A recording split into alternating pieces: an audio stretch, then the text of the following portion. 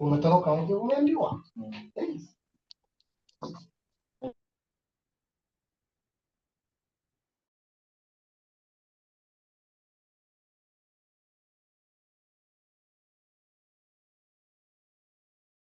Wote fanya hivi, kaa chini, nitakuwa na kutumia hii pesa by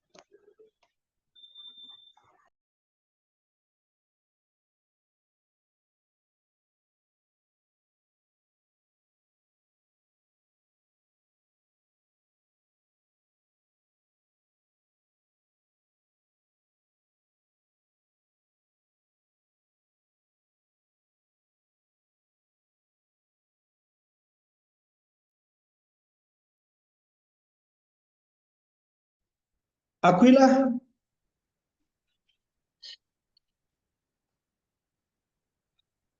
Good evening, Aquila. Good evening, sir. Yes, how are you? How is Mombasa? It's fine. How are you? I'm Ni joto well. mingi kidogo tu. Oh, okay. Yes. Yes, I think we like, how many are we expecting in the class? Around 40. Around 40. Yeah. And we have 27, and of course, we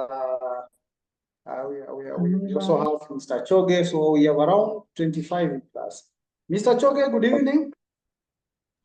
Good evening, Martin. How are you? I'm well, sir. How is Mombasa? Mombasa is good. That's Mombasa fine. is good. We're not complaining. Oh, that's fine. I Yes. think we are almost forming a quorum. I'm suggesting that we start our class. Perhaps we could start with a word of prayer and some introductions. This being the maiden class for participants. Perhaps we get to know them, and then of course we find out how we start our class. I don't know whether that is in order. Yeah, that is in order, Martin. Thank you. So, Mr. Choge, perhaps you could identify one of the participants and leaders in that session of the prayer, the introduction, and then, of course, now we should start our class. Thank you. Thank you so much, Martin. Good evening, colleagues. Good evening. Let me take this opportunity to welcome you to this very important training session. And I know this is actually your first session because you had induction the other day. And it is good that we start with a word of prayer before we do the introduction so that we get to know each other. So I want a volunteer to start us off by opening this session with a word of prayer. A volunteer, please just raise up your hand so that we can actually give you rights to speak. Maybe I interject. We have a spiritual leader in the group. It was selected. So maybe we Very ask good. you, Marine. Thank you so much, Kenneth. Yes. So our spiritual leader, over to you.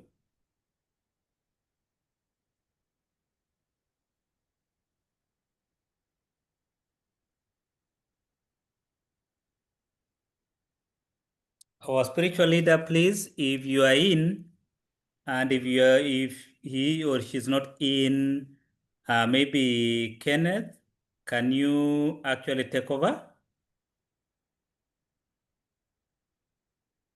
Okay. I can, let me lead you in a word of prayer then. I'll pray in Swahili, not good with English. So tuombe. Baba wetu wa kimbingu, nakuja mbele yako jioni hii, tukushukuru kwa kutulinda. Nataka kuanza masomo, naomba utusaidie yule ambaye atatufundisha, na pia wale ambao wamekuja kupata masomo pia uwasaidie. Tunaomba uongozi wako kipindi hiki chote, na machaji tunaleta mbele yako kupitia jina mwanao Yesu Kristo. Amen. Amen.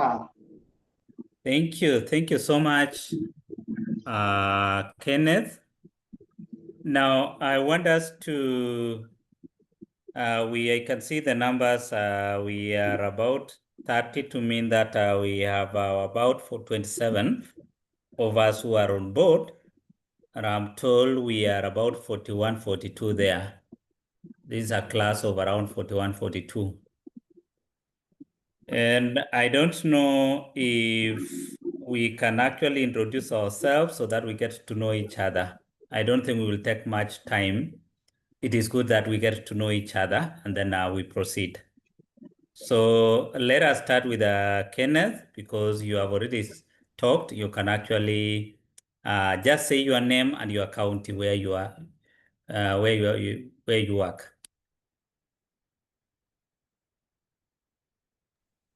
Okay, my county is Kisii. I'm Kenneth Aduda. I'm the class president. Thank you, President. Perhaps Mr. Choge, they could also tell us their place of work. Yeah, and your place of work, Kenneth? Okay, I'm self-employed. Self-employed. Fine. Next, please. Brenda, let's hear you.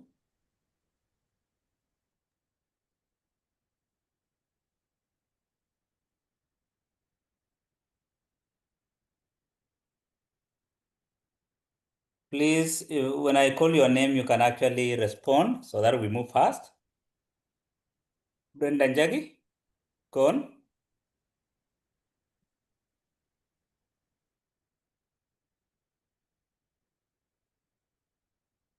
Brian, unmute and then you talk. Brian.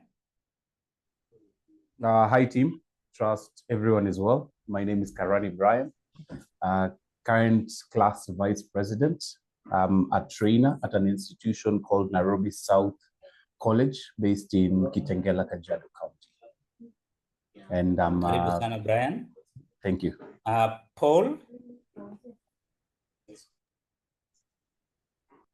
Chesang.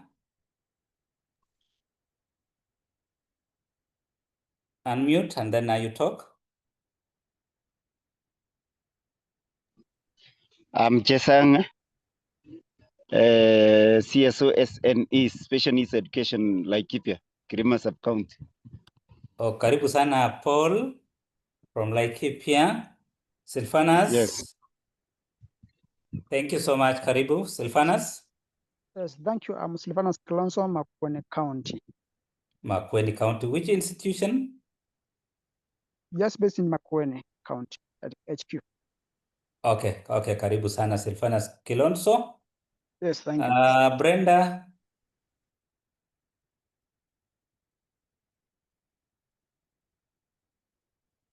Okay, Christine.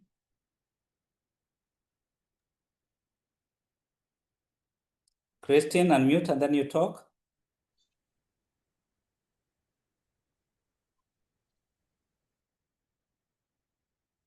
We have Coletta. Coletta.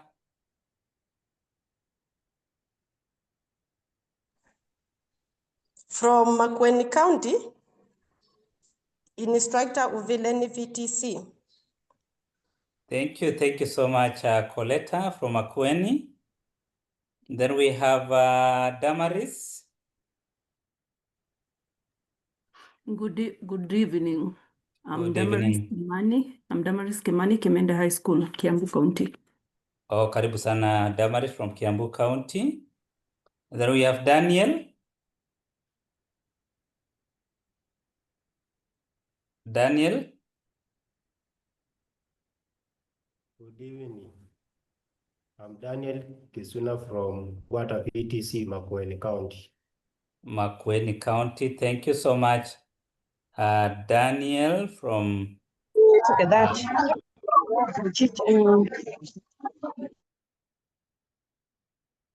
Sorry, Danson.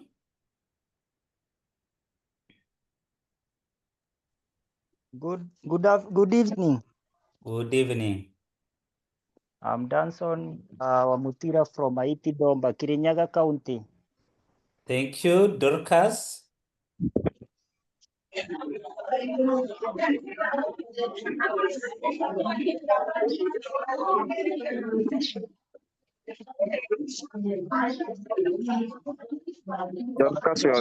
background is very noisy.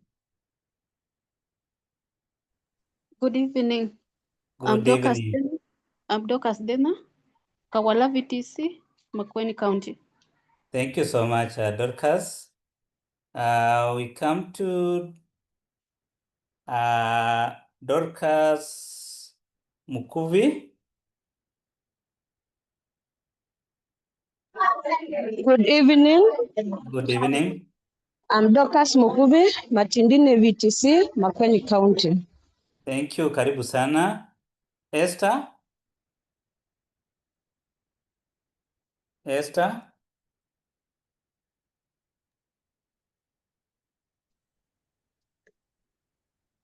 So let's move on to Eunice. Eunice, over to you. Good evening. Good evening. Eunice Kiraguri from Wata VTC, Makueni County. Makueni County. Karibu sana, Faith. Faith.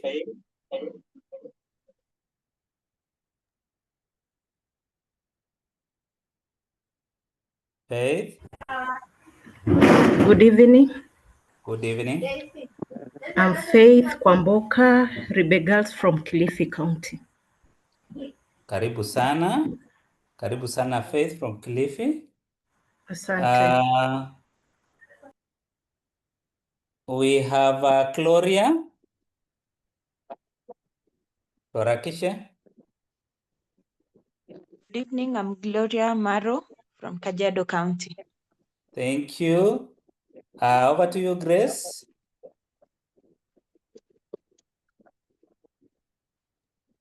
I'm Grace Jugilia from VTZ, Makueni County. Thank you. Karibu sana. Priscilla. Priscilla, over to you. Yeah, good evening. I'm Griselia Gashira from Murang'a County. Thank you. Karibu sana. Jacinta.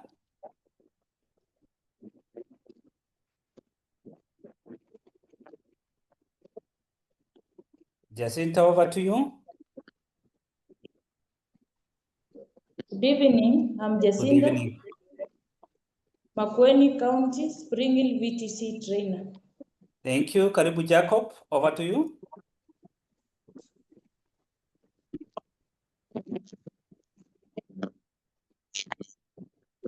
Hello team, I'm Jacob Mule, Nairobi South Training Institute, Kitengela, Kajiado County.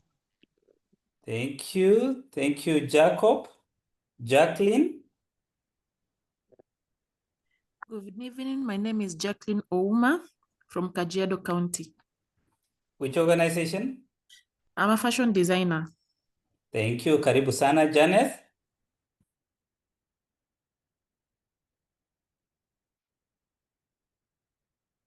Janet. Okay, fine. Joram, over to you. Good evening, Stephen and Aquila. My names are Oturo Joram from Nairobi County. Karibu sana. And then now we come to Kennedy.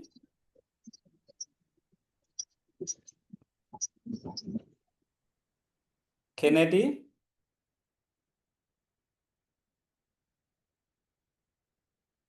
Okay. And then we have Kennedy.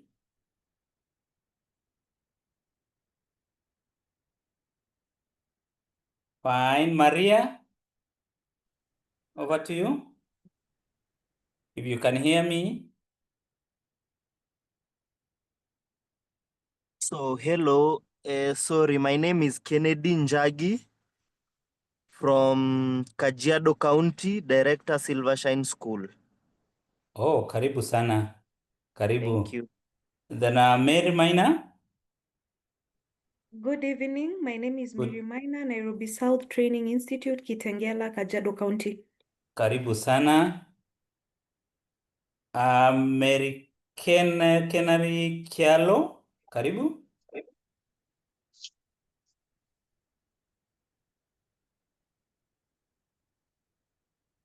Fine. Mweni.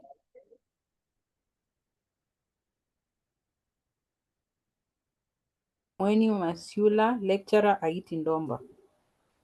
Oh, karibu sana. Karibu sana. Good evening. Good evening.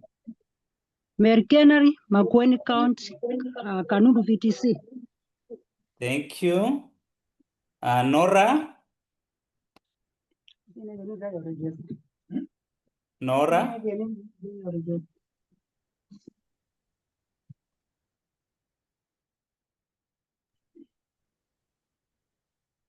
Nora. And then Ombogo. Amjambo. Hatujambo, tuko salama. Mbogo Dennis Ahiti Ndomba, Lecturer, Kirinyaga County. Karibu sana, karibu sana. Thank you. And then we go to the next person. Paul. Paul Otieno, Nairobi County, Chef. Karibu sana, Paul Otieno. And then John Rosalia.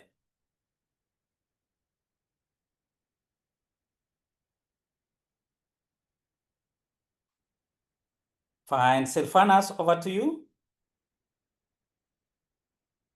Silvanas. Thank you. I talked, but I'm still Sylvanus Kalonzo from Makueni County. Okay, fine. Then Yes. Terry Hamida. Terry, over to you.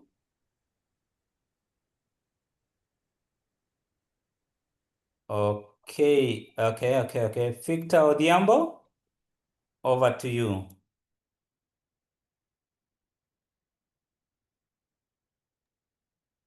Victor Odhiambo. Okay. Is there anybody who has not introduced himself? Please just unmute and then I will talk.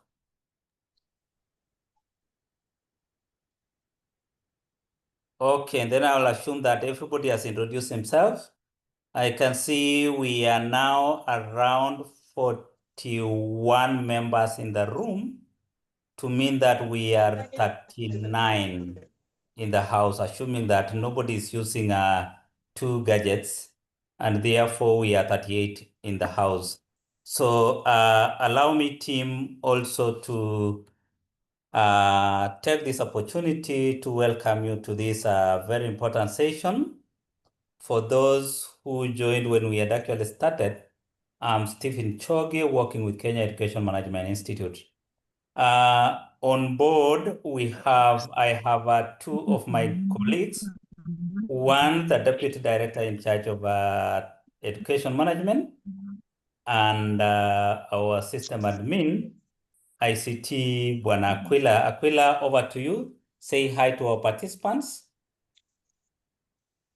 Good evening. My name is Aquila Kenywa, ICT officer at Kemi. You're welcome to this Thank you so much, Thank you. Aquila. Over to you.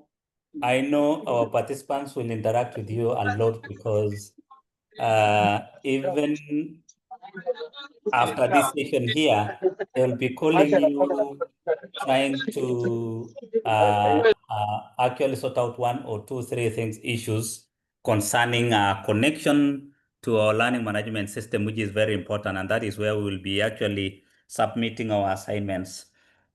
And that is where you will get our learning materials. And let me take this opportunity to welcome our Deputy Director, Mr. Kisilu, to greet our participants and to start us off. Karibu, Director. Thank you, Steve, for leading us in that session of introductions. At least it is important that we've known each other. Just like Stephen has indicated, my name is Martin Kisilu. I work for Kemi, and we are glad to have you for this cohort. And we are happy that there is a rich mix of professionals in this class, and therefore that blend will help us interact and share our experiences as we walk the journey of learning more about training of trainers. And therefore, during this particular session, I would like to say that I and Steve will take you through the first session for this course, which is the concept of training. So it will is a session that will empower you as facilitators, as trainers, to understand a few insights into the concept of training in terms of what makes it different from other,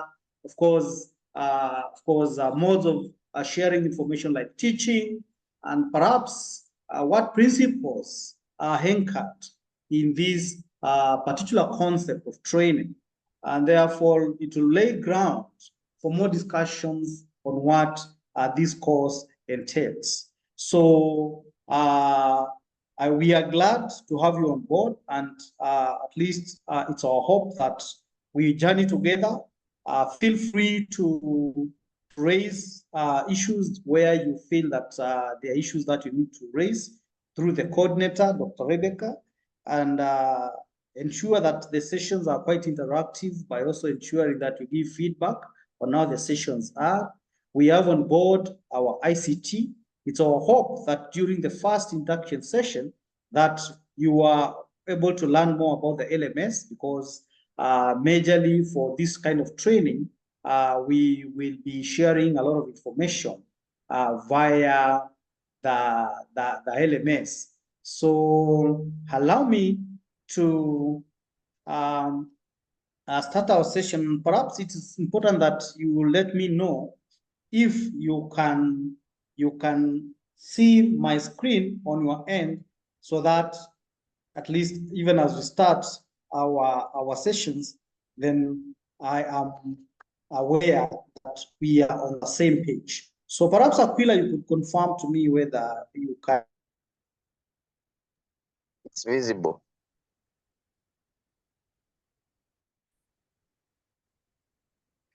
Yeah, it is very visible. Thank you, thank you. We can see it, we can see, we can see. Thank you, Steve. So just like I've indicated, we are going to be looking at how we can understand the concept of training and how we can effectively apply the training principles during this particular session. I will teach or co-train with my colleague Steve, and therefore after some time I will be, of course, requesting my colleague to take over the session. So when you talk about perhaps the concept of training, it's very important that, of course, we also understand what we mean and what makes it different from perhaps other, of course, approaches where we dispense ideas, knowledge, skills, and attitudes. So colleagues, when you talk about training, then of course, this is an approach that is systematic and whose aim is to impart skills that are quite specific, knowledge and attitudes to persons. And training is quite practical, and of course, it is outcome driven. And for training to happen, we must have some goals that are quite specific, and that, of course, your team of learners or your participants would like to achieve. So this is to say that training is quite an organized process, and it's in its entirety of organization. From end to end, we can see that, of course, it is a process that must have some outcome. And for anything to have an outcome, then we also must assess to see whether that outcome has been achieved. And therefore, we are going to be looking at what other aspects lie in between when we talk about end to end, whereby, of course, we say that it's a process, of course, with some specific goal of imparting skills, competencies, attitudes, knowledge to individuals. And we are saying this happens in a very practical, in a very pragmatic approach. So whenever we talk about training, then of course, this is an approach where we dispense knowledge, skills, and attitudes in a very pragmatic approach where we have some planned or intended outcomes that must be measured. And therefore, it is a process that must be timed. It has some timelines, and we have to know whether the set objectives, the set outcomes are achieved. So that makes it quite different from, of course, other methods of dispensing, of course, knowledge, like teaching.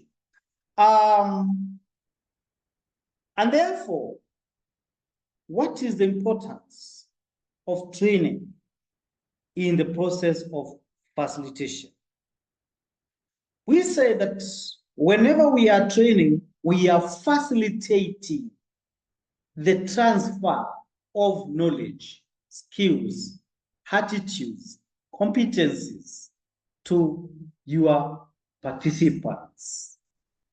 And therefore, at the center of this is that person who facilitates this process. And therefore, we say you are not the source of knowledge. You are not the source of information. You are not the authority where these information, skills, competencies are domiciled. Rather, you are a facilitator of the process. And therefore, it is important that you get to learn the art of facilitating the transfer of knowledge, skills, attitudes, competencies to your participants, to your audience. And therefore, we say it is very important that you learn the art. And that is why we have to always insist on the importance of training in facilitation.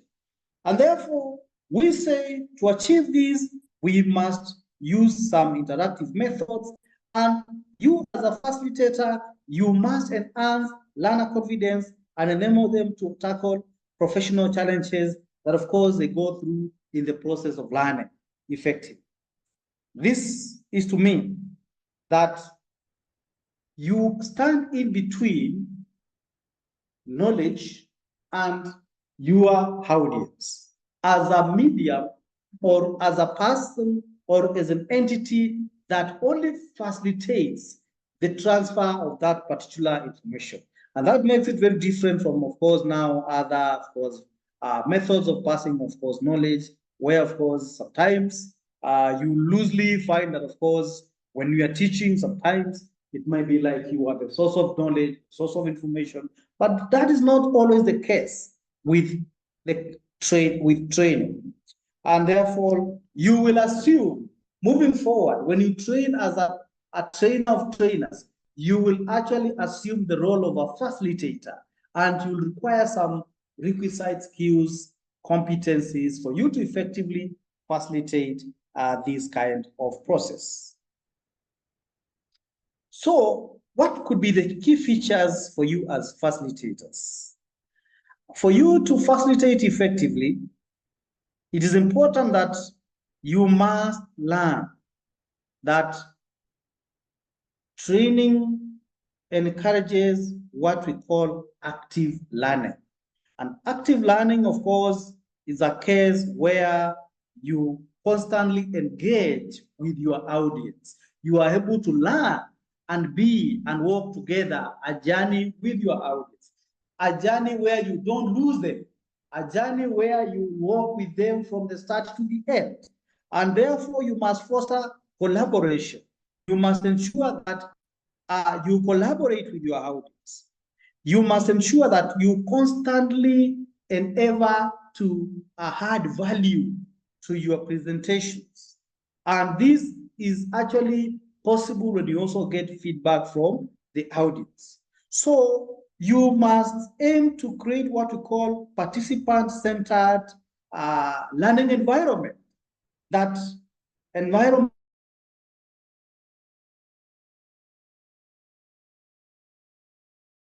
that is active, an audience that can give feedback, an audience that can actually question the process of the transfer of skills, attitudes, where they feel that it is not happening as it should happen. So here is a case whereby, of course, the audience is actually at the receiving end, where they are actually able to give you feedback on the learning process. And therefore, that is the reason why we are saying that you must also foster the art of collaboration. So that when you are also in a class, and that is the reason why, of course, you must also get to know your audience. You also know their interests, their, of course, their preference. You also get to know their age. So that, because most of the time when you are dealing with your audience, And of course, in andragogy, when you are dealing with adult learners, you realize that, of course, in a training session, of course, you must get to know your age, so that you also get to know how long am I likely to keep my audience active. Based on, this is the age bracket for my audience, based on, this is how the day is in terms of the engagement, in terms of the packaging of their assignments. And therefore, we are saying that you must actually put in mind these key features for facilitators. And that will also help you, of course, in ensuring that you constantly maintain that active interaction between you as a facilitator and the audience. And therefore, now to position ourselves and to clearly know the difference between teaching and training, because we are actually training, we are taking you through this process of training, we are taking you through this course, so that clearly, whenever you are engaging with your audience, you can know the do's and the don'ts. It is also very important that you also make clear-cut difference between teaching and training, so that then, of course, when you are also engaging with your audience, you know what to avoid and also what to borrow as best practice for training. And when you look closely at teaching versus training, you will realize that whenever we talk about training, we are actually talking about a participant-centered approach in the transfer of knowledge, skills, and attitudes. And here, as a facilitator, you are required to actually guide the participant to get the requisite skills, the requisite competencies, the requisite attitudes and knowledge. And therefore, you will not solely deliver content to the audience.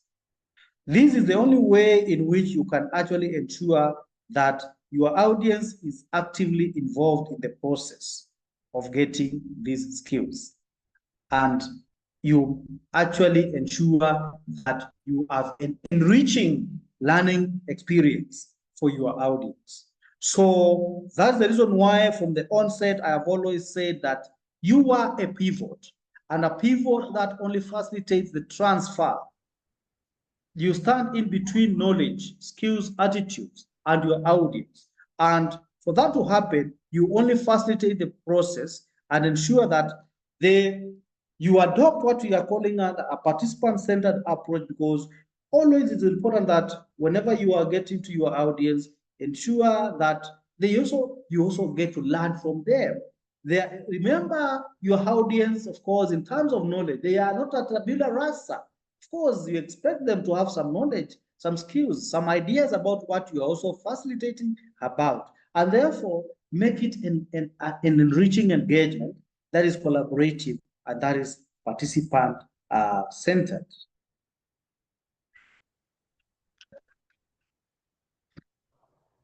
Again, in terms of nature and focus, teaching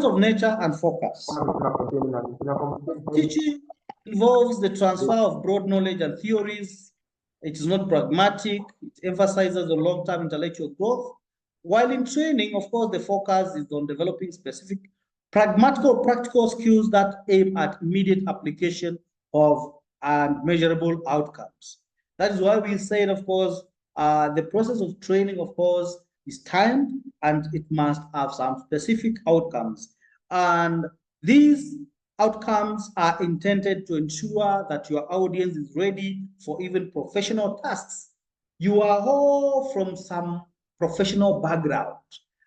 And the reason why you are going through this particular training is to ensure that when you are now going back to your desk as now an officer that is responsible to deliver some assignment of matters training, then you are also well equipped. So we are saying that, of course, it is helping you to sharpen your ability, your competencies in terms of how you also deliver your professional tasks. That is how it differs. That is how, of course, teaching and training are different in terms of their nature and focus. On another perspective, we also want to look at what could be the role of the trainer, of course, in the entire process of teaching and also in the of course, process of training. So you realize that traditionally when you are teaching, of course, the trainer acts as an authority or a figure, as a source of knowledge who delivers content. However, in training, the converse is true. Here you adopt the role that encourages active participation, engagement, and you must foster a collaborative learning environment. This is actually how training and teaching are different in terms of your role. When you are acting as a teacher and when you are acting as a trainer, then this is actually the difference that comes up as you also look into this very issue. In terms of the methodologies, in actually actualizing teaching and also training, then of course you realize that the methodologies are quite different.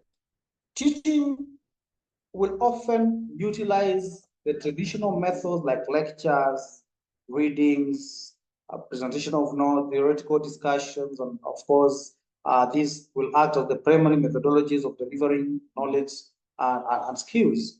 However, in training, of course, you realize there's a very clear-cut difference because in training, we employ what we call experiential learning.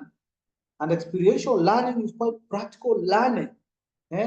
Learning by doing, group works, role plays, and all these are aimed at enhancing what we call the practical skills development and engagement among participants. Because when you learn by doing, then of course, here, practically you are able to be in a position to exactly articulate or to exactly acquire some specific skills, knowledge, or even competencies that will help you, of course, advance your professional skills. So that is also how training is also different from teaching in terms of the methodologies that are used in the delivery of information to the audience. What about in terms of the outcomes and assessments? So the outcome for teaching is actually the acquisition or even, of course, you want to look at how much knowledge you have actually accumulated. And majorly, this is assessed through the traditional exams and essays and such. However, in training, you realize that the focus is have you been able to know a certain skill, to acquire a certain skill? Has your performance improved when you go through a training to be able to, of course, deliver as a facilitator? Then will your performance have improved? So you are also able to look at where you are and where you are, where you've been and where you are in terms of performance. And the evaluation for training is majorly through practical demonstrations, peer evaluations. Peer evaluations, of course, even when you also get feedback from your colleagues. And this one will allow for what we call immediate feedback that will also help you improve and check on your performance as well. So that's the difference between teaching and training in terms of the outcomes and assessments for both.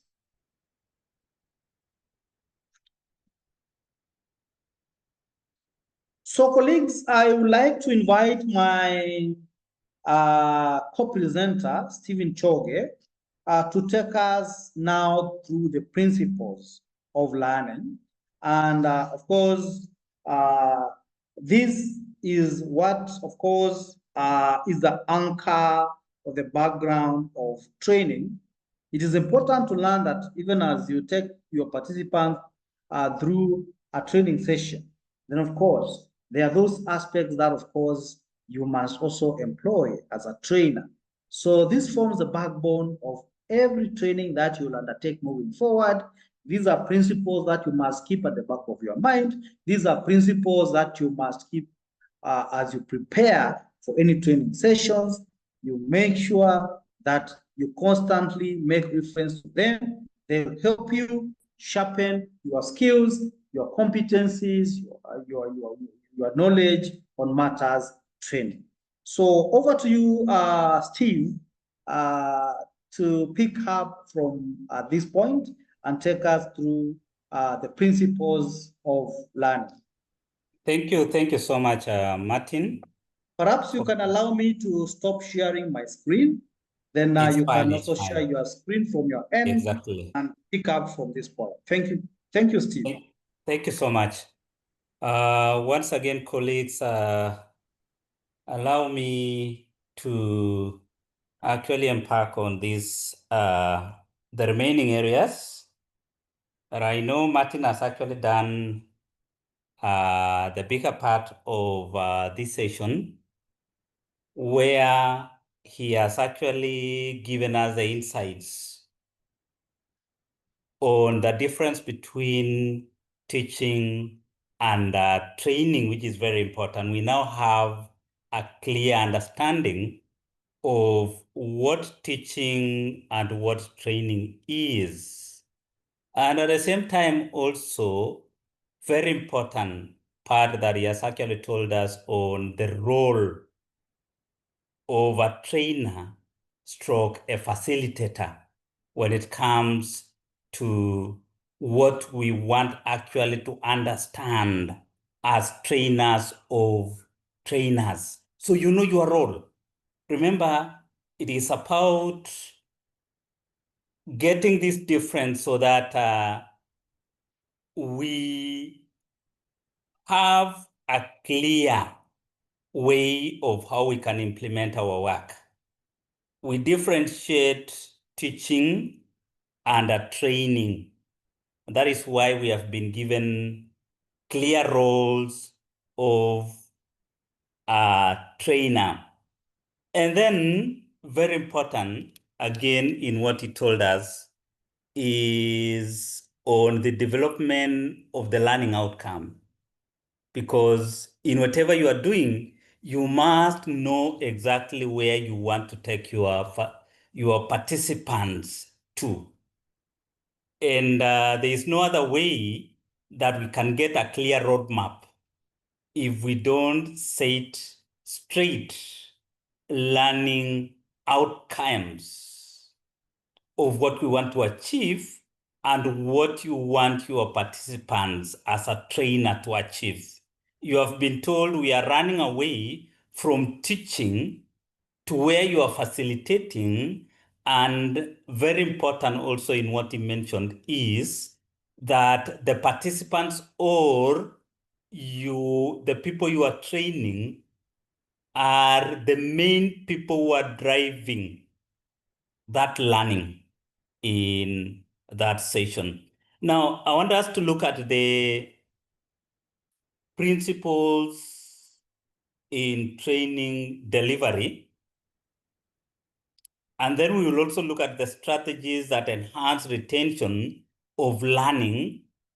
How do we ensure that what we have actually guided these participants on is retained, or they have the skill of doing it? And then we look at the effective facilitation skills. We look at the effective facilitation skills.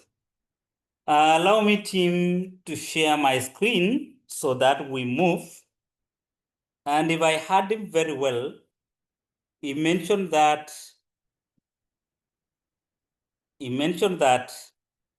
when it comes to training,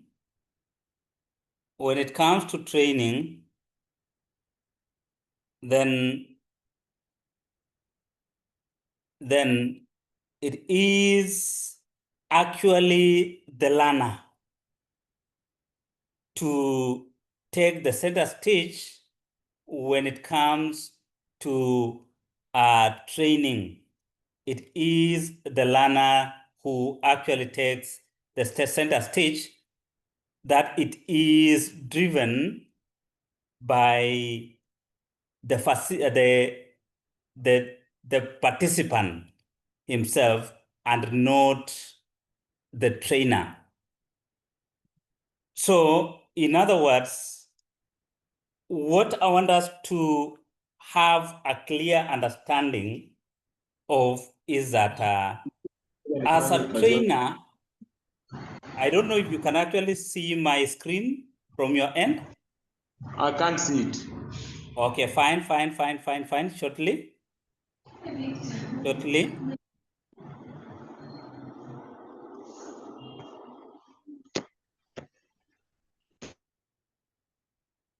Shortly. I believe you can now see my screen. Yeah, you It's can see visible, now. sir.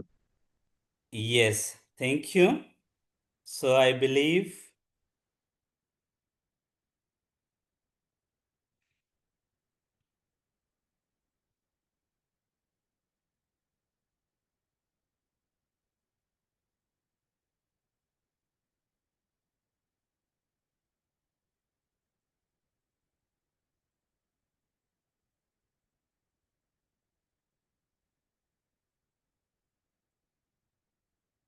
so we are looking at the principles of learning.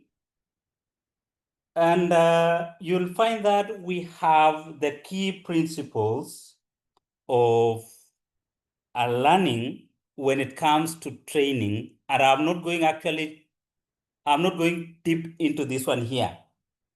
But we have motivation, or even before I come to this one here, you'll find that we have the key principles, whereby I want us to have a clear understanding that adult learners, because the people you are dealing with, when it comes to training, is that we assume that we are dealing with adult learners at that particular time.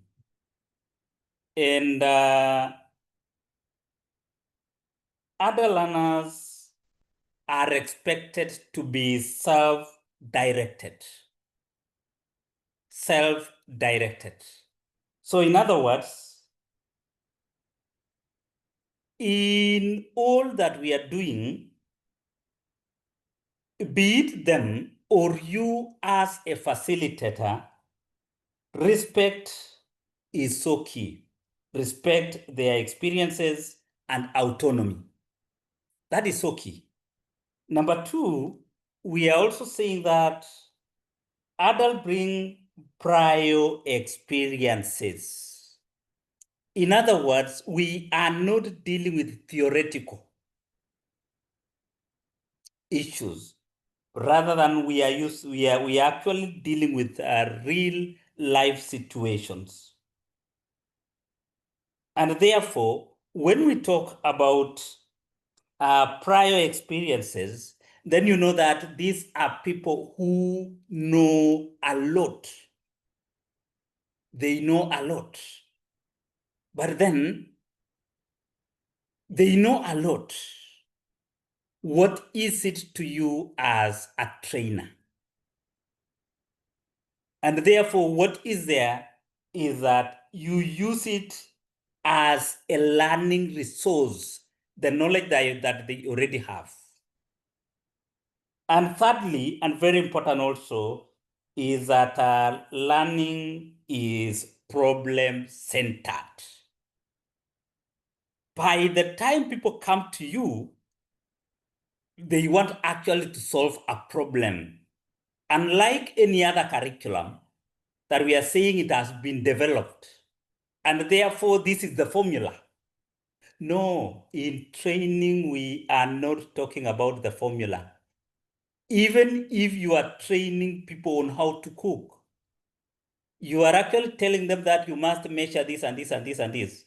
But we are saying that they are trying to solve a problem. They know they have the formulas, but how best can they use the formulas that they have?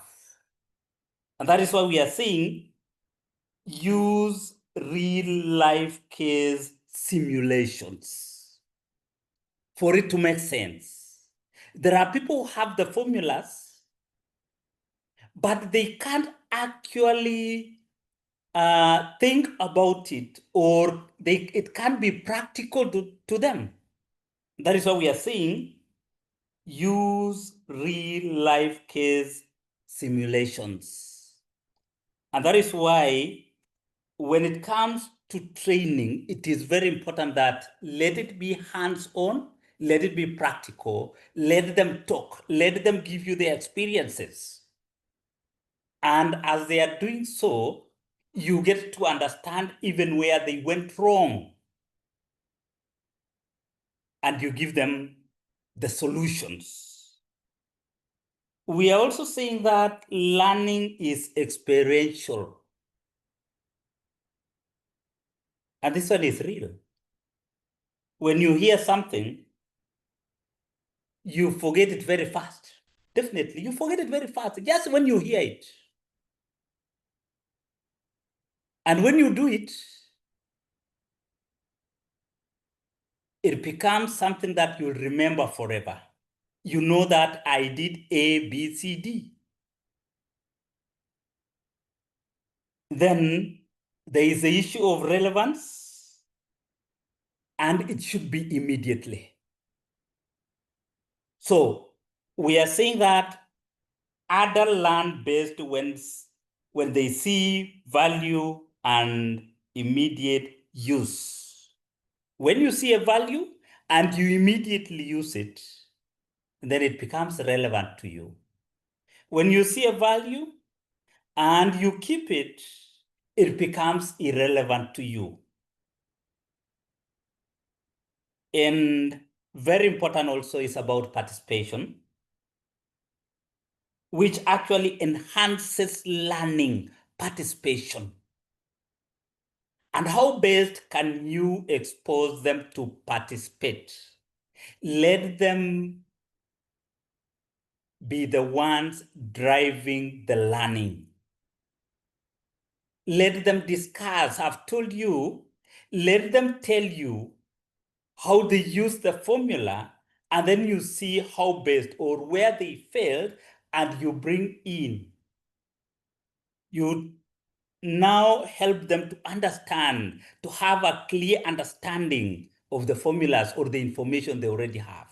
I've just used home economics as an example because you see, when it comes to cooking, then people may be having the formulas, but then they are not able to apply it because they can't actually relate it well with the practical part of it. And lastly, in that part there is that learning requires reinforcement and feedback. And if I heard Martin very well, he told you that there is that evaluation. And as you are doing that evaluation, when you are giving the feedback, you are actually reinforcing, you are saying you would have done it even better if you have actually taken this approach.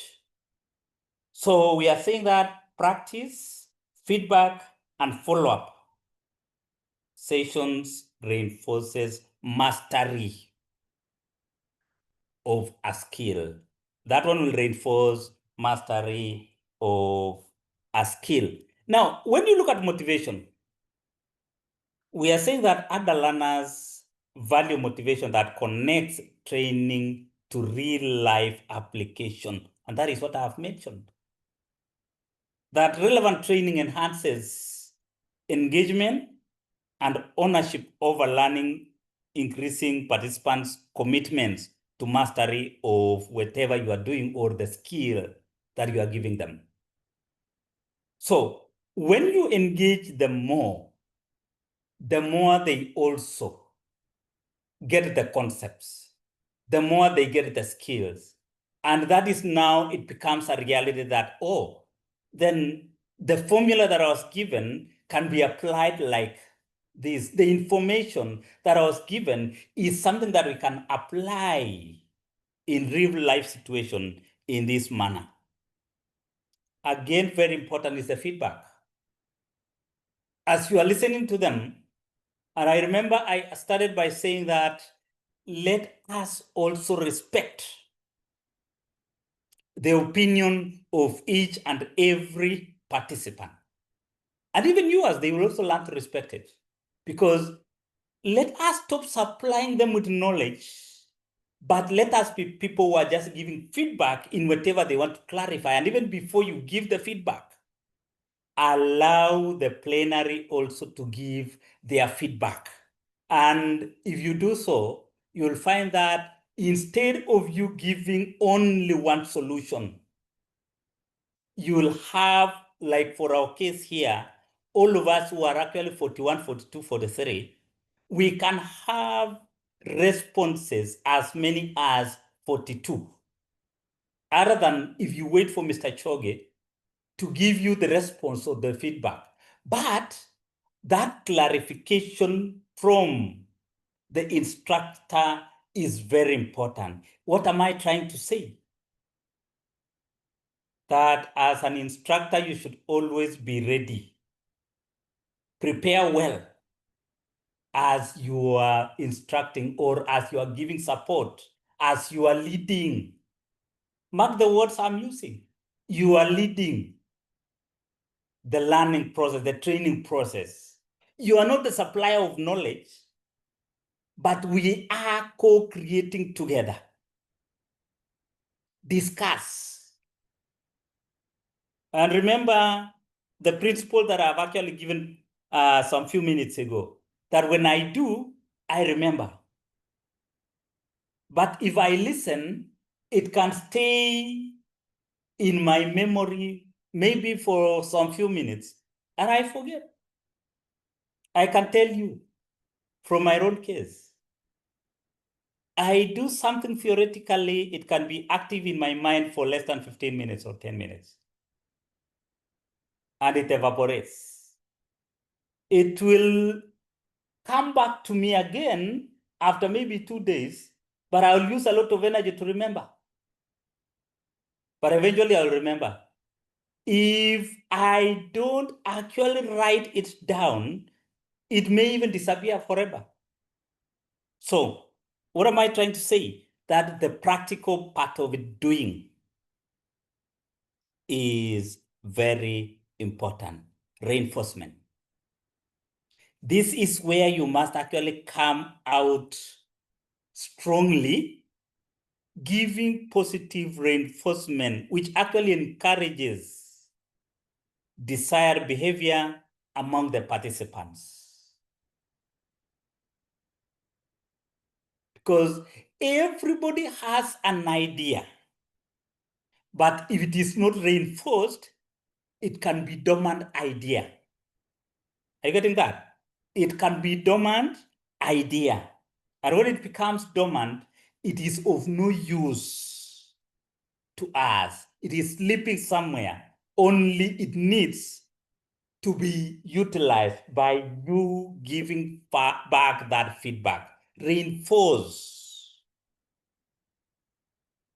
Recognizing achievements regardless of size, creating support, learning environment that promotes continued engagement and effort. And effort. Now you look at the retention.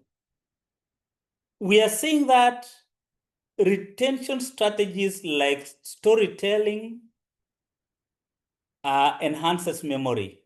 Engaging participants with relatable examples linked to real-world scenarios aids in the transfer of knowledge and post-training. That is when something is supposed to be retained.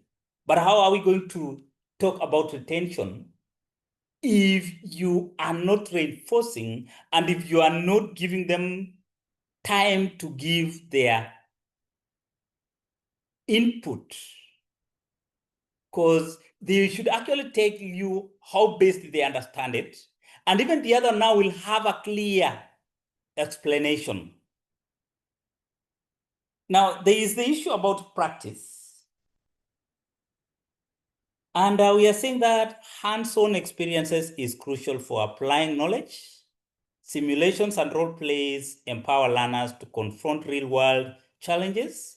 And I remember I'd actually mentioned about that, where you have to put some effort in where you allow the learners to put into practice whatever you have actually, you are discussing with them. Let them put into practice.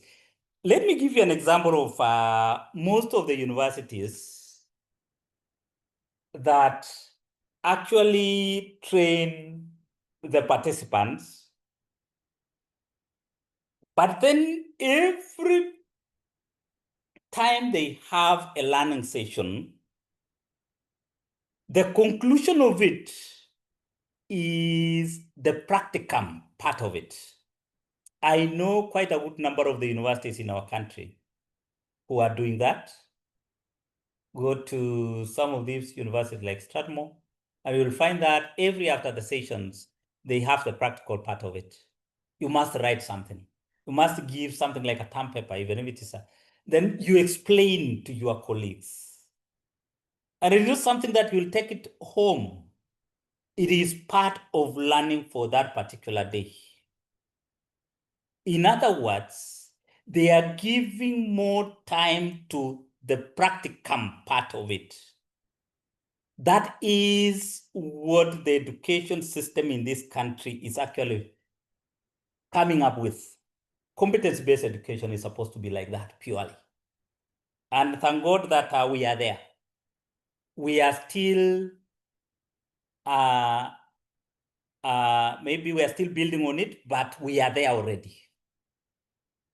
And I can tell you, when you look at the class or learning, teaching and learning in our classrooms right now, you'll find that the practical part of it is actually emphasized. So another area that we need also to have it clearly is transfer of learning. How best can we work on this one here?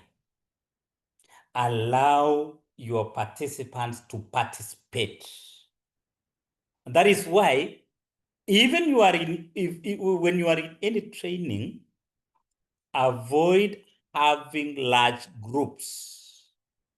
You will end up having lectures. And in lecture, you'll find that 2 or 3 out of over 70 participants will participate while the others are just passengers. They are just getting the concept, and their mind most of the time is actually convincing them that I will apply it when I'll be doing an exam. When it comes to training, we are not training them to pass an exam. We are training them to enhance their skills. We are training them to have a clear concepts. We are training them also to have the insights, to have clear skills, to have clear knowledge on how to carry out something. So skills gained during training should apply across various contexts, encouraging reflection on the application of learned skills in participants. Job fosters continuous development beyond the training session. In other words, the skill they are gaining is what they will now use when they will embark on what they've been doing, say their job. what we are implementing. And then we are saying that as facilitators, ensure that as the lead people, you are the ones guiding them and giving them an environment where they can actually put into practice what you have guided them to do. Now, we will have an activity, and that is why I've also emphasized that anytime you have training, let it be that you are not the one talking throughout, but you give them an opportunity to learn and to talk. Now, there is something here on the principles, and I want just to mention that even from what we have actually mentioned, what we have in our notes, I just want to add that we have quite a good number of the principles, and one of them is the principle of purpose and relevance. I had mentioned that. There is also the principle of experience. The principle of experience. Then there is the principle of active participation. That is what I mentioned.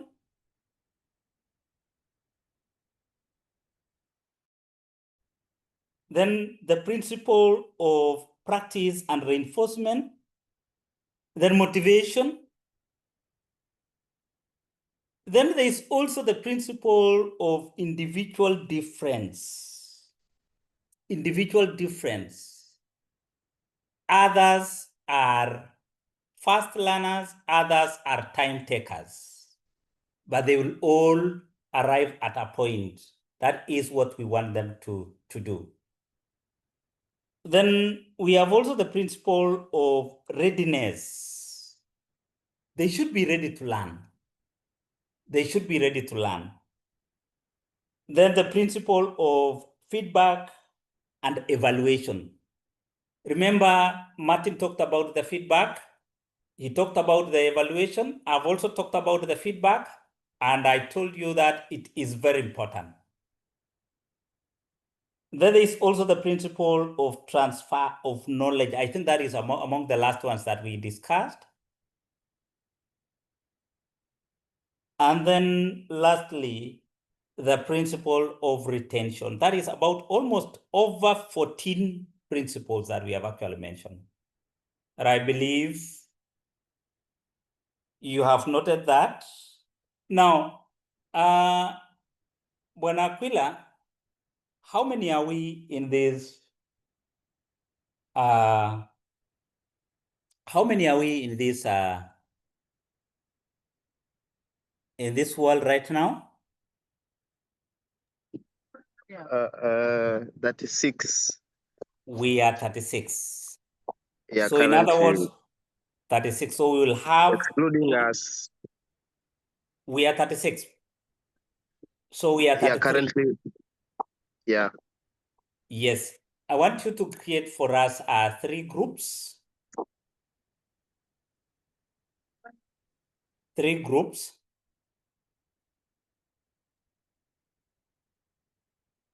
In a few. Yeah, 3 groups. And then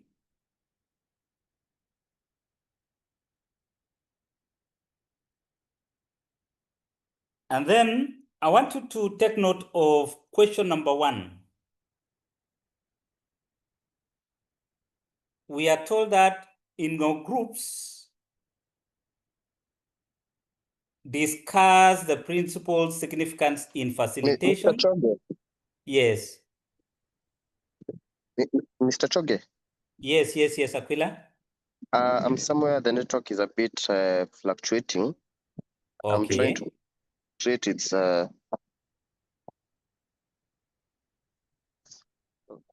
Can they use any chat? There's something that we wanted actually to do. I don't know.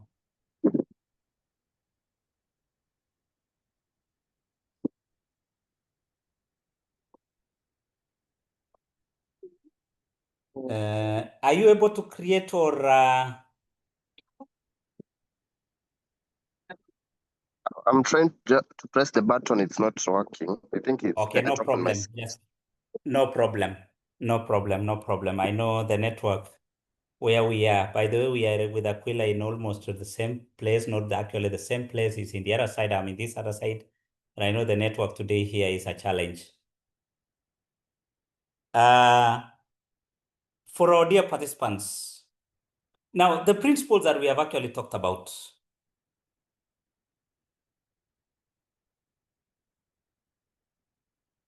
What is the significance of these principles in facilitation? I don't want you to design a training, but I want you to tell me something about these principles. How significant are they to you as a trainer? Like, for example, we are talking about principles of purpose and relevance. Now, in our chat, or you can actually raise up your hand, and then I can give you right so that you tell me something that you have actually learned on principle of purpose and relevance. I just want you to try the principle of purpose and relevance. What do you really understand when we talk about the principle of purpose and relevance? Yes.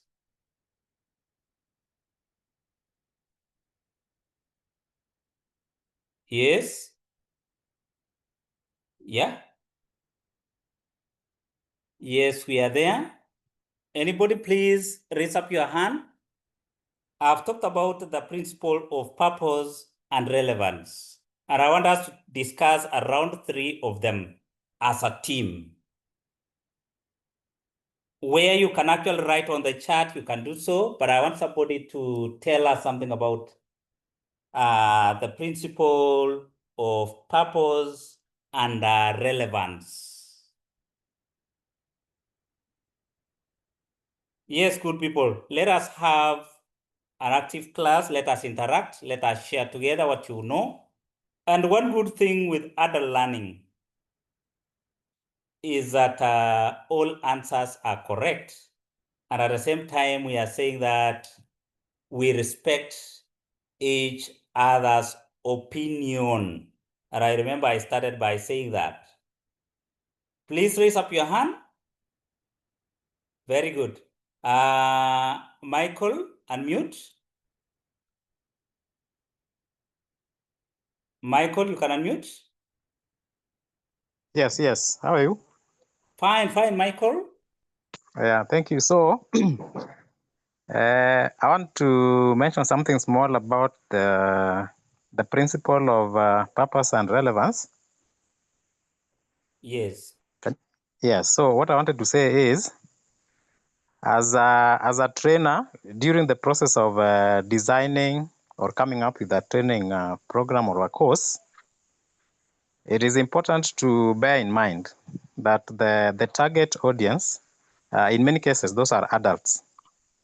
So whatever it is you're designing for them, one, make sure that it is something that is important for them, either in their daily lives or in their work, so that whatever program you come up with or the training, it is something that will make sense to them. For example, if maybe there's a training organized for a staff or an organization about the need to maybe embrace AI in their day-to-day activities, So the person coming up with the training needs to come up with the program in a way that makes sense to them. Why is this important to them? So once the purpose has been determined by the trainer, then it is now easy, even during the training, for the participants to see the relevance of the program so that they are even supportive. The way you have said, these adults or the audience needs to be the ones who are driving the training.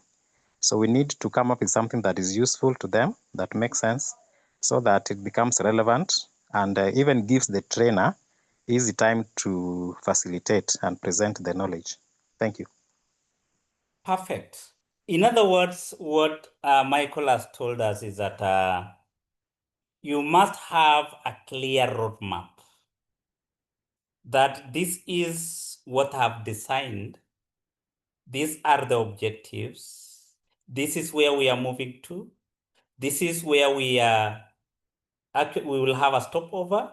This is what we will do. This is what I intend to achieve, or all of us are supposed to achieve by the end of it all. I remember the other time, or the first day that you interacted with us, you people, with Dr. Rebecca.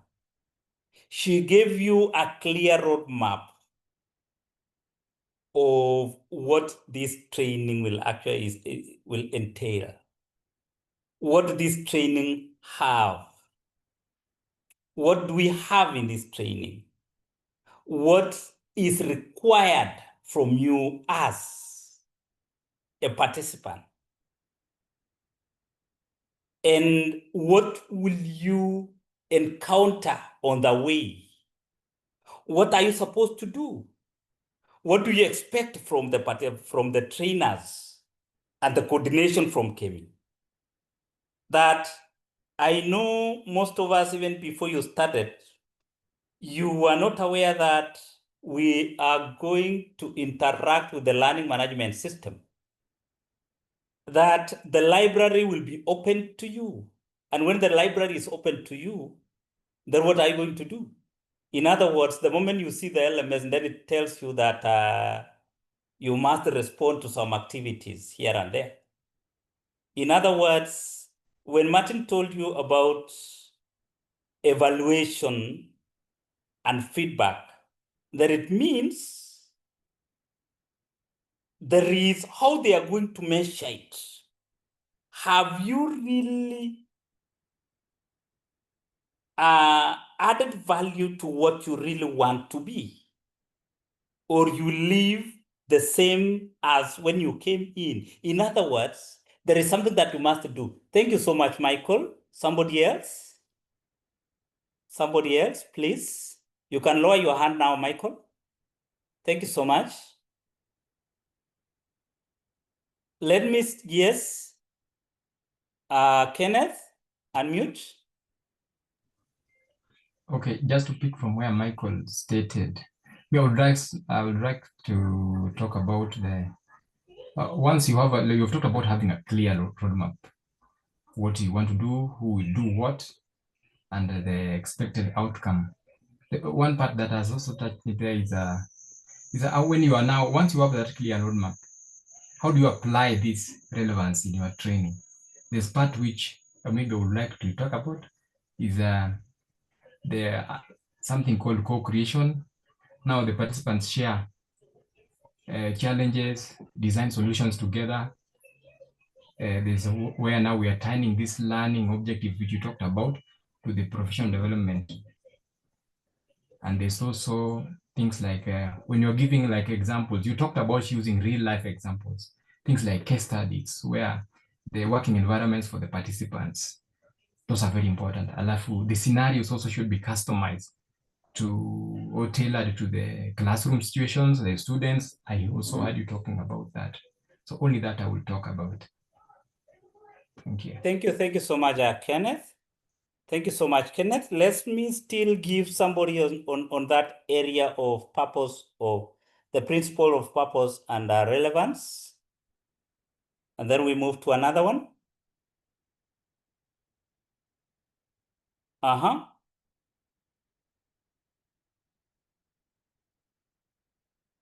My colleagues participate. If you want to be a trainer of trainers, then start from here. Otherwise, you'll have a certificate and it may not actually go well with you. Learn. Let us participate. Yes. Somebody else? Remember, we have only one group now. Assume that we are in one group and we are giving the feedback. We are giving our opinion on the purpose, the principle of purpose and relevance. We've heard from two people. Girl child, where are you? It's only boy child whom I've actually heard. Yes. I can try. Yes. Go on, Okay. Joram. Yes. When we talk about the principle of purpose and relevance, to me, from the wording itself, it therefore means that our participants will be more motivated and engaged when they understand why they're learning something.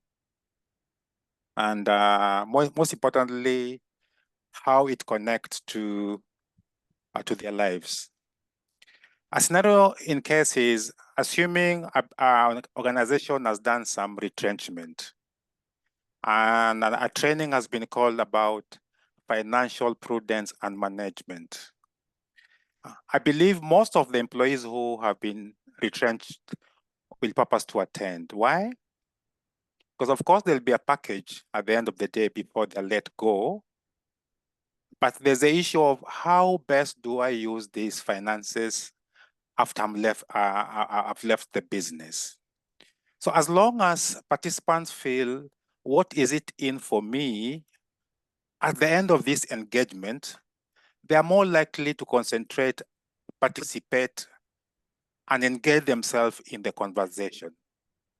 Unlike being taken through something that they don't feel dear to them, it's like you are forcing a concept down their throat, then I believe as a facilitator, you will not be able to achieve your objective. And most importantly, I believe that lack of purpose and relevance decreases motivation, which is one of our principles of learning. So they're actually interconnected. That's how I've picked it. Thank you. Thank you so much, Joram. And it is true what you have said is very important. That and Joram has talked strongly for the participants that it should be that they should have that intrinsic self-motivation, self-drive, ile what we are calling in Kenya kujituma. But unlike where you are just pulling people, can you attend? And I can still give another example here from what Joram has actually discussed. Like, for example, if you are in an organization and you find that you are telling everybody we will have this training, you have said we will have training and we will serve tea and lunch at 1 and even tea in the evening. If you sometimes try to do random check and you ask people, how is the training? Others will take even 3 minutes looking at you. They can't even, you see, there is nothing they have actually internalized, but the memo has said that we attend. And because it is part of your day's routine, that you say, so long as my boss has said, let me attend. But you're actually speaking to people whose minds are very far. But if you have a policy that you have actually developed in your institution, or there's a policy that says a training must be undertaken. And therefore, tell us the type or the kind of training that you need most this financial year. Then you find that you go to finance department and you ask them which training do you really need? And you will find some of them telling you this and this training. Others will tell you something to do with IT in finance. Others will tell you about bookkeeping.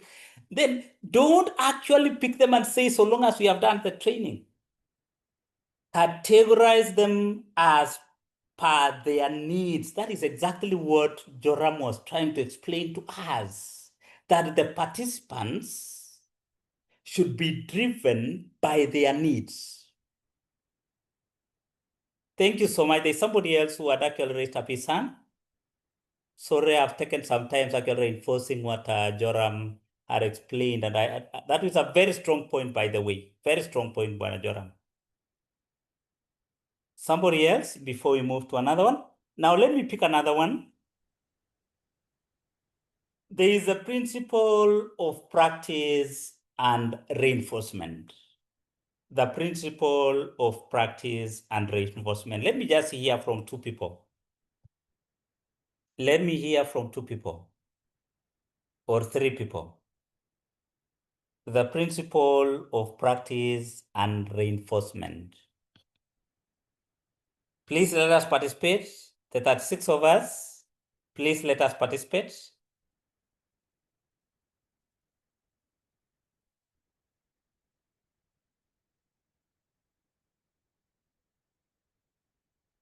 Wow, let me hear from you people. The principle of practice and reinforcement. And I've told you, in adult learning, let us make our class to be lively. That is the best way we can learn. We want to be trainers of it. We want to be yes, very good. There's somebody who has raised up his hand. Dorcas, unmute. Dorcas, you can unmute.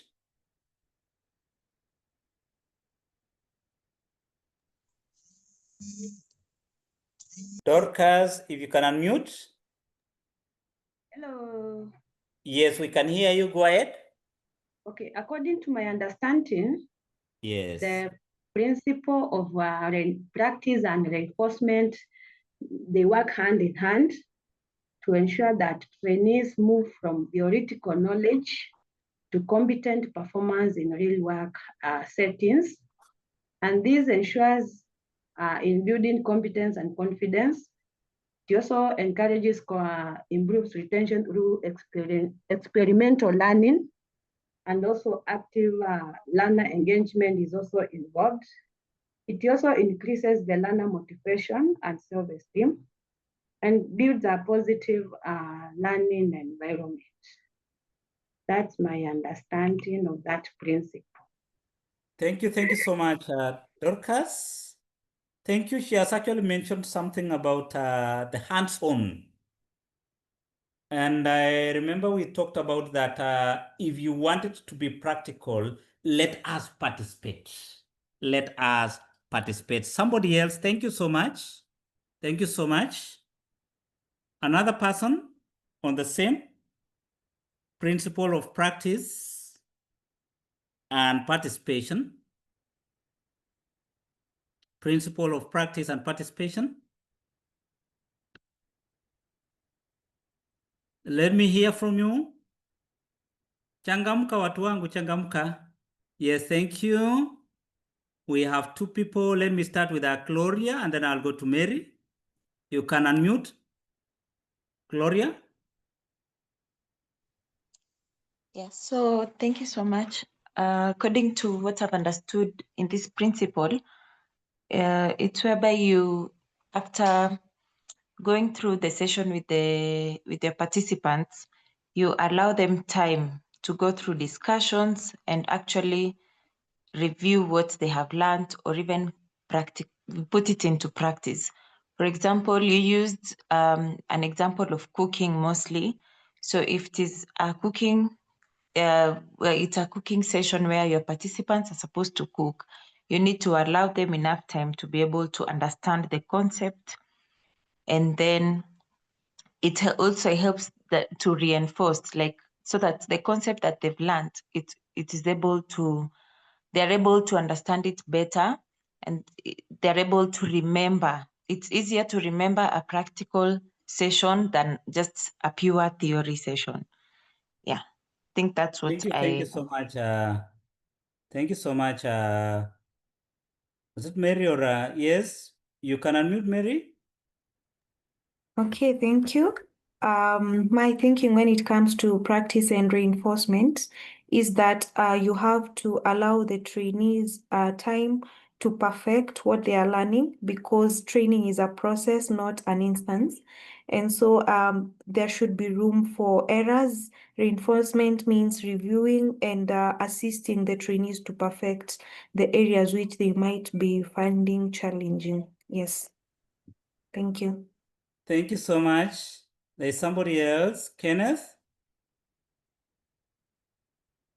Kenneth? I may only add that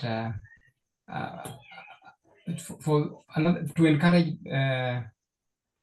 them, the participants, you should also allow the peer-to-peer learning. Somebody used an example of cooking. So let them engage, let them share their own experience in there, and that exchange can also improve their learning.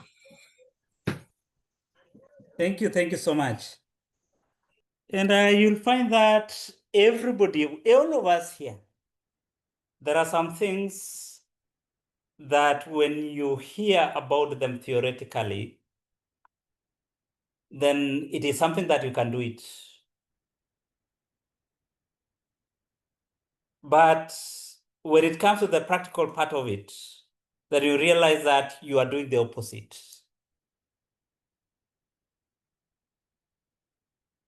None of us at some point had in their mind that even when it comes to driving, then directing that vehicle between the yellow line and the white line is so difficult. Until when you went to the driving school, you discovered that you can drive it on the table. But when you went in the vehicle, then you discovered that things are different. Ile tunasemanga hapa Kenya, mambo ground ni tofauti. That at some point, I know most of us here are in the learning institutions. That to teach in class was something that you can do it. It is so simple. I'll stand and do it, and I'll say. But when you are taken before even 10 students alone, then you discover that things are different. You are not able to sustain that lesson for more than 15 minutes. In 7 minutes, you are dry. So the practical part of it is very important. The practical part of it is very important. The practice and reinforcement. So you do the practice, do it again, do it again, do it again tomorrow, and the next day, and the next day. That way you will perfect it. You do it once and you leave it for some days, it disappears. Thank you so much. Now, in this one here,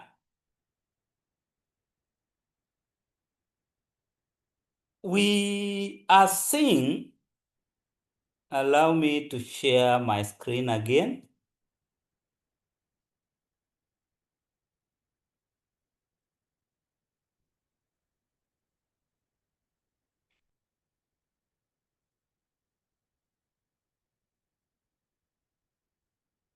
Sorry.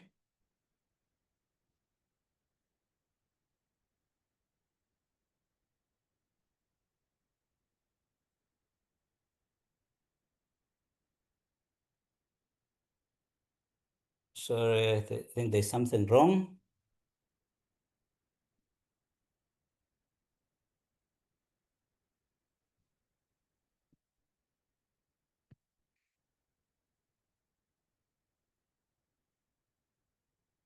Shortly, I'm coming back. Okay.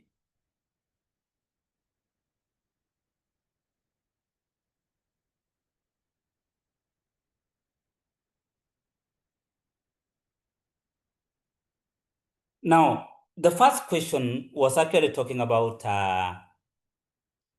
the principles. Now, the second one is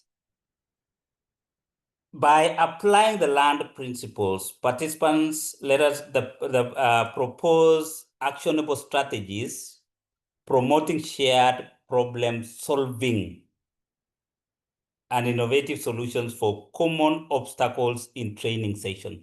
What are some of the obstacles that we normally face when we are training? What are some of the challenges? What are some of the challenges? What are some of the challenges? What are some of the challenges do we really face when we are training? What do you think are some of the obstacles that we will actually meet when we will be training? Yes, let's have some 1, 2, 3, 4 responses. What are some of the challenges that you are most likely to encounter when it comes to training? Yes, Ken? Unmute. One we are just facing now, there's a low participant engagement. We have, we find on our side here, maybe we are passive, some of us are distracted, or maybe we may be disinterested. So in such kind of a scenario, you can use like interactive strategies, like simulations. We can poll here, you see, such kind of things, so that something that will bring people together, call on attention of people. Thank you, Kenneth. Faith? Faith, you can unmute.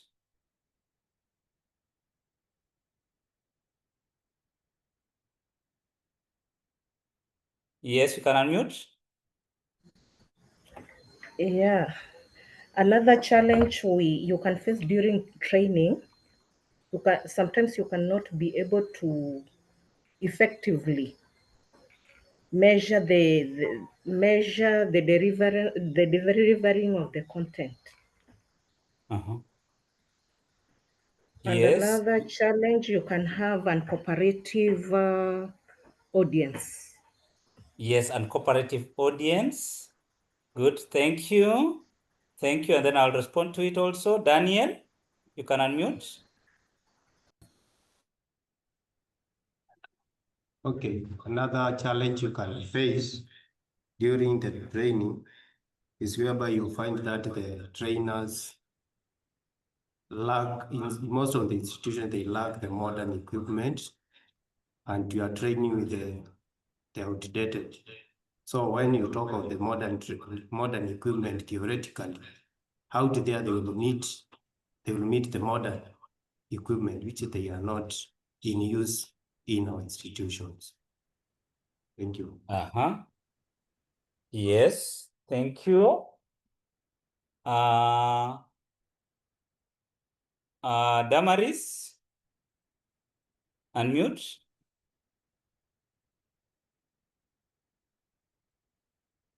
Damaris, you can unmute. You can hear me? Yes, we can hear you. Okay, I'm saying another challenge that a trainer can face is having a very large numbers of trainees in one room, and also sometimes the trainers might lack adequate training resources. Maybe you might not have the microphones, maybe the laptops, the projectors, etc. Thank you. Thank you so much, Damaris. Faith, you still want to say something? You can unmute. I can still see your hand up. You want to add something, Faith? Yeah. In addition to what they have said, Yes. we can also talk about if you have a blended training, you can have technical problems of age difference. So you would be unable to single out the content. Thank you. Thank you so much. Anthony? Anthony, you can unmute.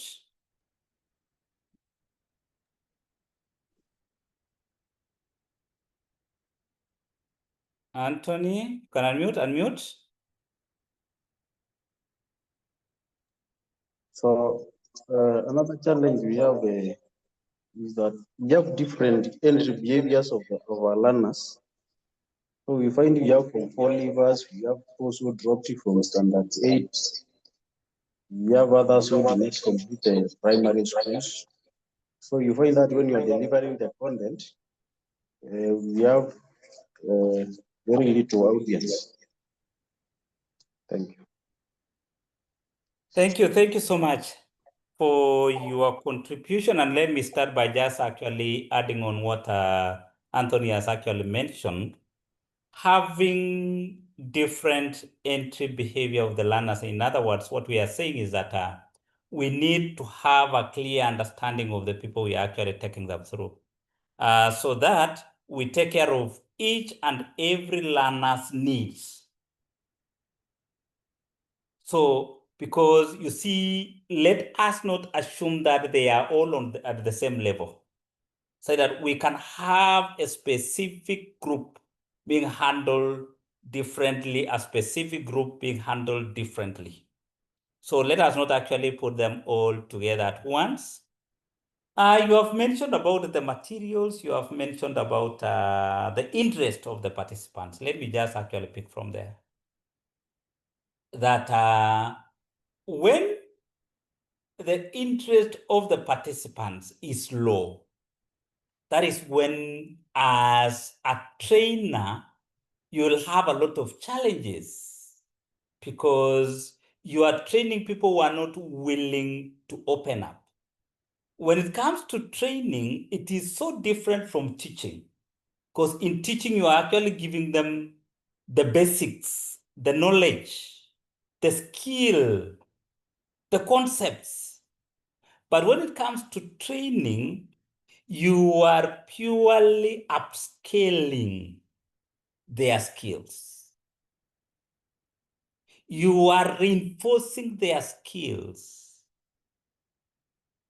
You are actually putting more and clear understanding in what they like doing most. And that is why it is very important. Even when you participate in any other learning, your participation is very important. Your participation is very important.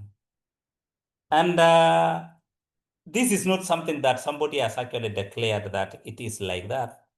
But I want to tell you something. That of late, people will pick the people they feel they should actually fill their positions in their organizations from how they are participating in these trainings. Where you see somebody is telling you, and even as you are there, try and connect with the people you know that they have knowledge. Previously,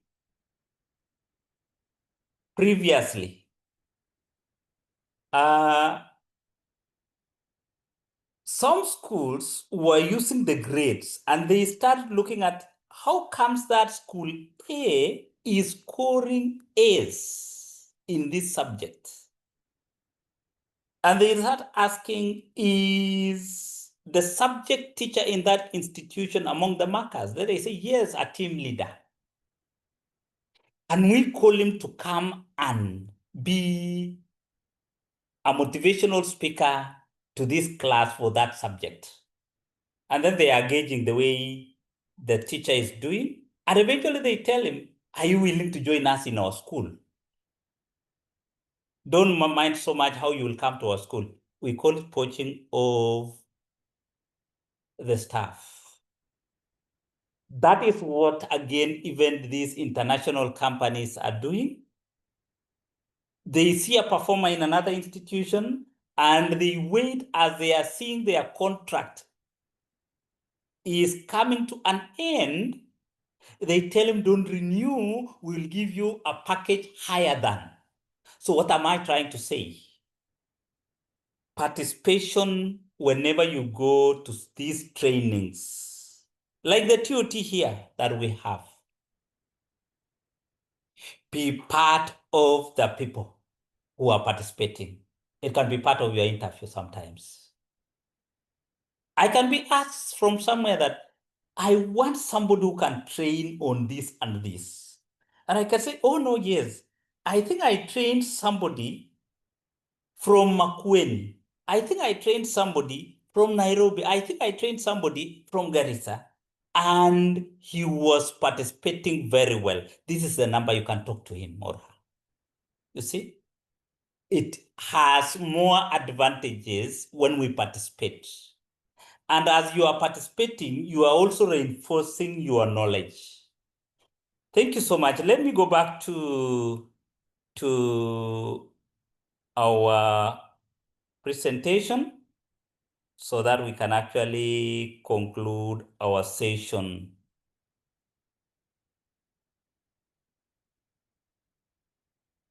Somebody said the gadgets we are using sometimes can have some 1, 2, 3 challenges. So allow me, good people, to share my screen again. So the reflection on facilitation must be balanced, teaching and training by adopting a participant-centered approach. That is the key word. Let it be participant-centered approach. Let it be participant-centered approach. What am I trying to say? Let us not be the people who dominate when we are giving out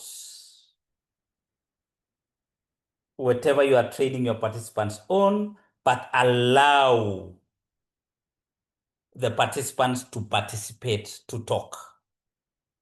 And from the 2 questions that I've actually posed, it has come out clearly that the main challenge is that the participants are not willing. Let us be active.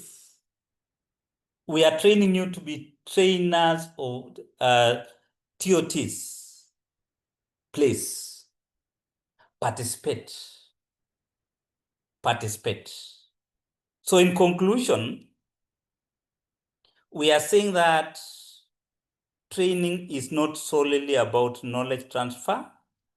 It encompasses creating an environment for growth and skills development. For growth and skills development. So facilitators are also encouraged to share insights and implement learned strategies, fostering culture of continuous improvement. And even after this training of TOTs, please purpose to at least be part of the people who are in these trainings and you learn something. If you do that, you will perfect.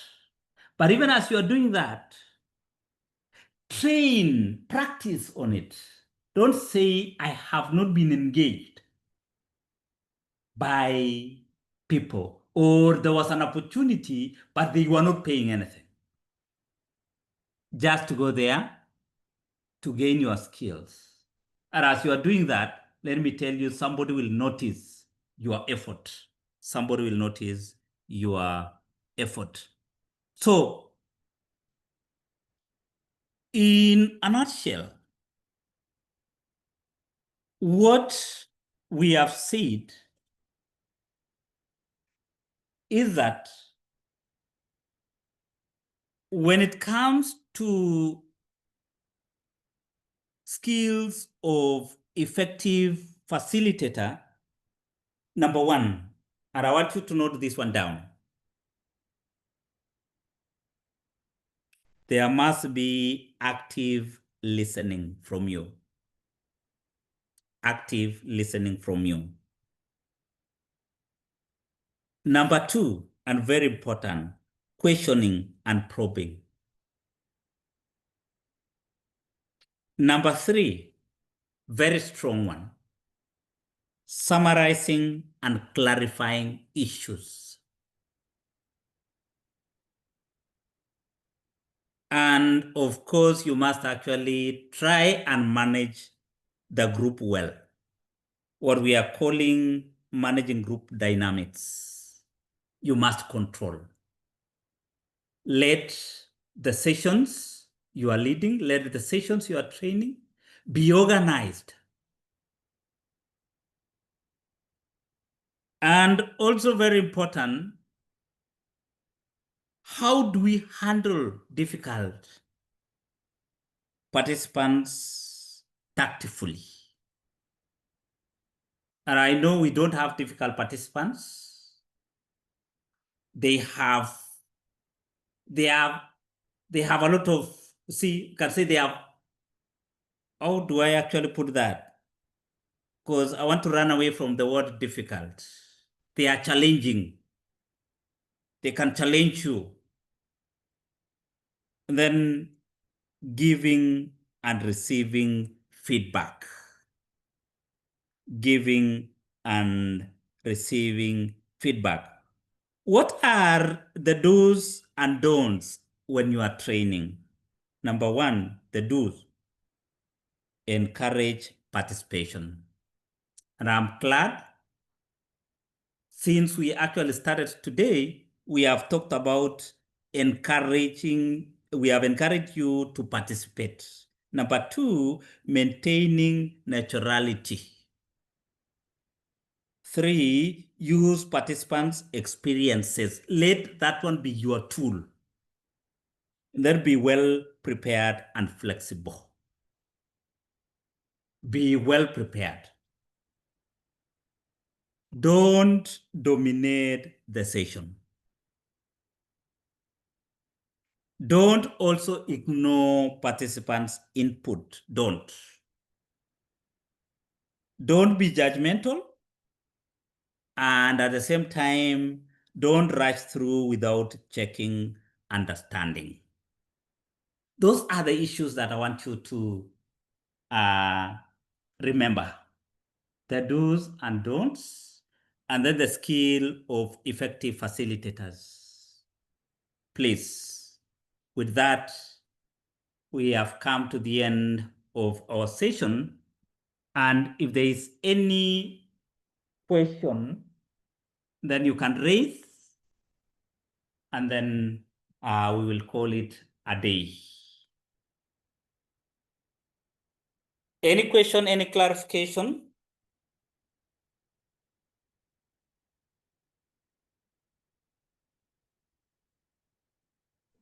Any question? Hello, sir.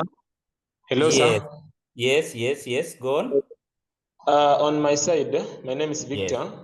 Yes, From Victor. Nairobi. Yeah, the only thing I need is that today I had a very big problem with network connection. Yes. So I was asking if the session for today can be sent in the group so that you can again go through it so that you can understand better, because the network was having some cutouts in the connections. We could not hear you when getting some No disconnect. problem. No Yes. problem. I know Mr. Aquila will give you a solution to that. He will actually tell you the solution. Okay. Thank you, you. sir. Any other concern? Any other concern? So if there is no concern, over to you, Bwana Aquila, so that you can respond to that.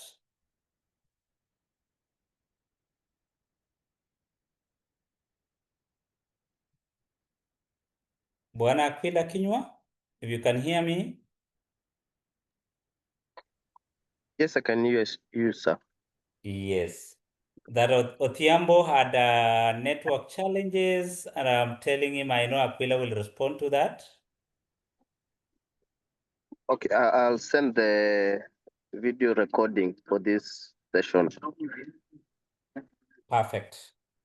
Perfect. Yes. And I believe they can still also get the notes on our LMS.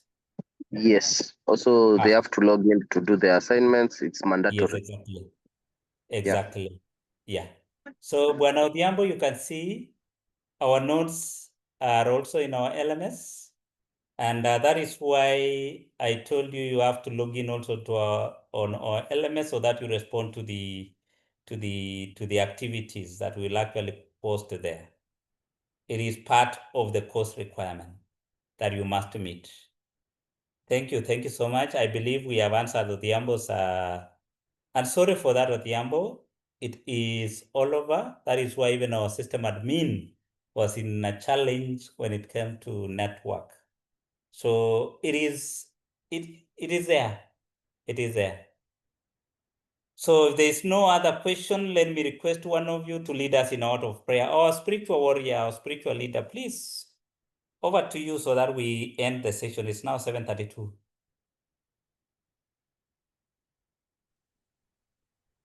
Okay, I guess that is me. So Yes. let's pray. Dear Lord, we thank you this wonderful evening for giving us a chance to learn more about training. This being our second session, God, we don't take it for granted that you've given us the opportunity. This is a privilege that we appreciate. God, we thank you for our trainers. We thank you because of clarity. And we thank you because of even giving us a mind that is clear to understand what we are being taken through. God, we pray that you will give us the zeal that we need to complete the course and even to apply it in our workplaces and our environments. God, we pray for each and every participant, those who have already gotten home safely. God, we thank you. And those who are traveling home, God, may you give them safe journey. And God, we pray for the next session that if we gather once again together with everyone safe and sound, glory and honor will be back unto you. And this is our prayer in Jesus' name. Amen. Amen. Thank you so much. Have a blessed evening.